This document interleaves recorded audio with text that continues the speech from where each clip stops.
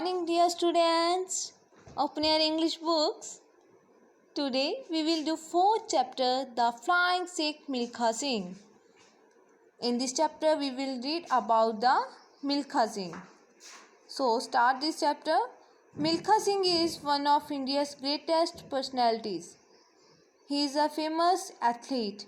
ਮਿਲਖਾ ਸਿੰਘ ਭਾਰਤ ਦੀਆਂ ਪ੍ਰਸਿੱਧ ਸ਼ਖਸੀਅਤਾਂ ਵਿੱਚੋਂ ਇੱਕ ਨੇ ਉਹ ਇੱਕ ਮਸ਼ਹੂਰ ਐਥਲੀਟ ਨੇ।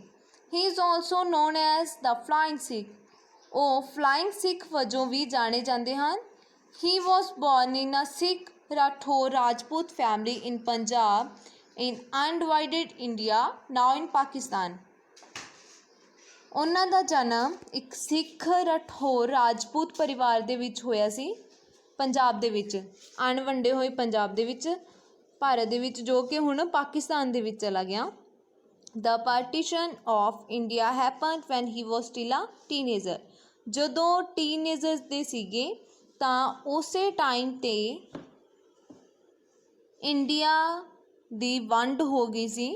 Teenager means 13 to 19.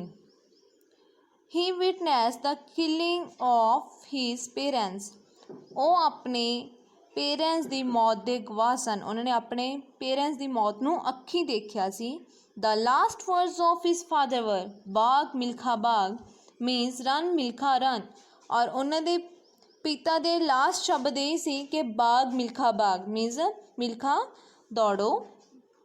This was a last minute play to Milkha to run away and save his life. ਇਹ ਮਿਲਖਾ ਸਿੰਘ ਲਈ ਇੱਕ ਲਾਸਟ ਮਿੰਟ ਪਲ ਸੀਗਾ ਜਦੋਂ ਉਹ ਦੌੜ ਸਕਦੇ ਸੀ ਅਤੇ ਆਪਣੀ ਜ਼ਿੰਦਗੀ ਨੂੰ ਬਚਾ ਸਕਦੇ ਸੀ। ਮੀਨਸ ਉਹਨਾਂ ਨੇ ਦੌੜੇ ਵੀ ਸੀ ਔਰ ਆਪਣੀ ਜ਼ਿੰਦਗੀ ਨੂੰ ਬਚਾਇਆ ਵੀ ਸੀ। Milkha school was at a distance of 10 kilometer from his home.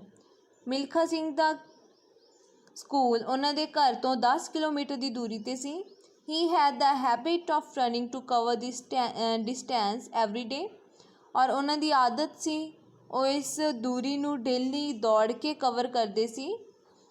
This habit helped him to become a good runner। ਔਰ ਉਹਨਾਂ ਦੀ ਇਸ ਹੈਬਿਟ ਨੇ, ਆਦਤ ਨੇ ਹੀ ਉਹਨਾਂ ਦੀ ਇੱਕ ਚੰਗੇ ਰਨਰ ਬਣਨ ਦੇ ਵਿੱਚ ਮਦਦ ਕੀਤੀ ਸੀ। After partition, he came to India with his elder sister। ਵੰਡ ਤੋਂ ਬਾਅਦ ਉਹ ਆਪਣੀ ਸਿਸਟਰ ਦੇ ਨਾਲ ਭਾਰਤ ਆ ਗਏ। Later on he try to join the army. ਉਸ ਤੋਂ ਬਾਅਦ ਉਹਨਾਂ ਨੇ ਆਰਮੀ ਜੁਆਇਨ ਕਰਨ ਦੀ ਕੋਸ਼ਿਸ਼ ਕੀਤੀ। He got selected in his 4th attempt in 1951 and was introduced to athletics. ਔਰ ਉਹ ਆਪਣੀ ਚੌਥੀ ਕੋਸ਼ਿਸ਼ ਦੇ ਵਿੱਚ 1951 ਦੇ ਵਿੱਚ 1951 ਦੇ ਵਿੱਚ ਸਿਲੈਕਟ ਹੋਏ ਸੀ ਅਤੇ ਐਥਲੈਟਿਕਸ ਦੇ ਵਜੋਂ ਚੁਣੇ ਗਏ ਸੀ। Milkha Singh has made his motherland proud by winning several gold medals in the international sports events. Milkha Singh ਨੇ ਆਪਣੇ ਜਨਮ ਭੂਮੀ, ਮਾਤਾ ਜੋ ਵੀ ਮਦਰਲੈਂਡ ਸੀ ਉਹਨਾਂ ਦੀ ਮਾਂ ਭੂਮੀ ਕਹਿ ਸਕਦੇ ਹਾਂ, ਤਾਂ ਉਹਨਾਂ ਨੂੰ ਕਾਫੀ ਜ਼ਿਆਦਾ ਗੋਲਡ ਮੈਡਲਸ ਜਿੱਤ ਕੇ ਜਾਂ ਇੰਟਰਨੈਸ਼ਨਲ ਸਪੋਰਟਸ ਇਵੈਂਟਸ ਦੇ ਵਿੱਚ ਹਮੇਸ਼ਾ ਆਪਣੀ ਜਨਮ ਭੂਮੀ, ਮਾਂ ਭੂਮੀ ਨੂੰ ਪ੍ਰਾਊਡ ਫੀਲ ਕਰਵਾਇਆ। ਹੀ ਰਿਪਰਜੈਂਟਡ ਇੰਡੀਆ ਇਨ 1956 ਓਲੰਪਿਕ ਗੇਮਸ। ਔਰ 1956 ਦੀਆਂ ਓਲੰਪਿਕ ਗੇਮਸ ਦੇ ਵਿੱਚ ਉਹਨਾਂ ਨੇ ਇੰਡੀਆ ਦੇ ਵਿੱਚੋਂ ਰਿਪਰਜੈਂਟ ਕੀਤਾ ਸੀ। In the National Games of India, he set national records for the 200 meter and 400 meter। ਔਰ ਇੰਡੀਆ ਭਾਰਤ ਦੀਆਂ ਰਾਸ਼ਟਰੀ ਖੇਡਾਂ ਦੇ ਵਿੱਚ ਉਹਨਾਂ ਨੇ ਆਪਣਾ ਰਾਸ਼ਟਰੀ ਰਿਕਾਰਡ ਬਣਾਇਆ ਸੀ ਜੋ ਕਿ 200 ਮੀਟਰ ਅਤੇ 400 ਮੀਟਰ ਦੀ ਰੇਸ ਲਈ ਸੀ। He also won a gold medal at the 400 meter competition in the Commonwealth Games in 1958। ਔਰ 1958 ਦੇ ਵਿੱਚ ਉਹਨਾਂ ਨੇ ਕਾਮਨਵੈਲਥ ਗੇਮਸ ਦੇ 400 ਮੀਟਰ ਦੇ ਕੰਪੀਟੀਸ਼ਨ ਵਿੱਚ ਇੱਕ ਗੋਲਡ ਮੈਡਲ ਜਿੱਤਿਆ ਸੀ। He was the first Indian male to win an individual athletics gold medal। ਔਰ ਐਥਲੈਟਿਕਸ ਗੋਲਡ ਮੈਡਲ ਨੂੰ ਇੰਡੀਵਿਜੂਅਲੀ ਜਿੱਤਣ ਵਾਲੇ ਉਹ ਪਹਿਲੇ ਭਾਰਤੀ ਮੇਲ ਸਨ।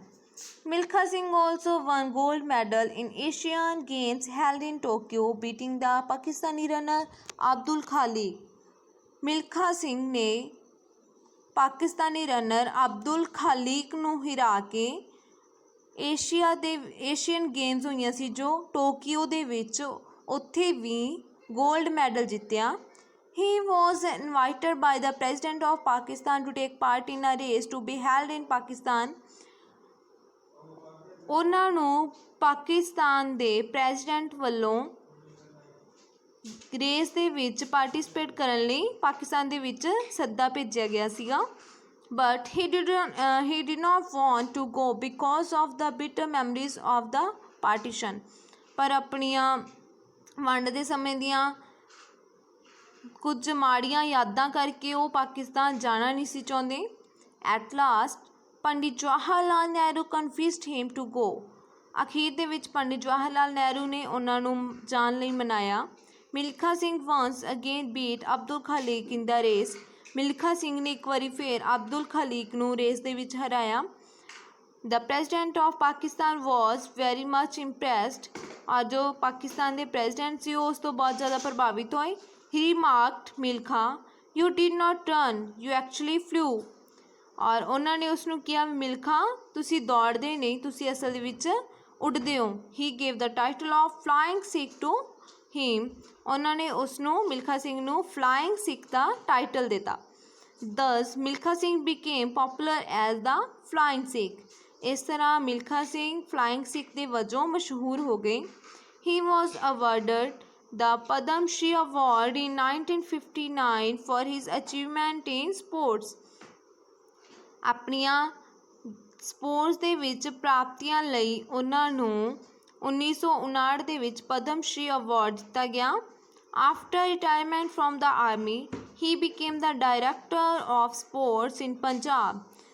ਆਪਣੀ ਆਰਮੀ ਦੇ ਵਿੱਚੋਂ ਰਿਟਾਇਰਮੈਂਟ ਤੋਂ ਬਾਅਦ ਉਹ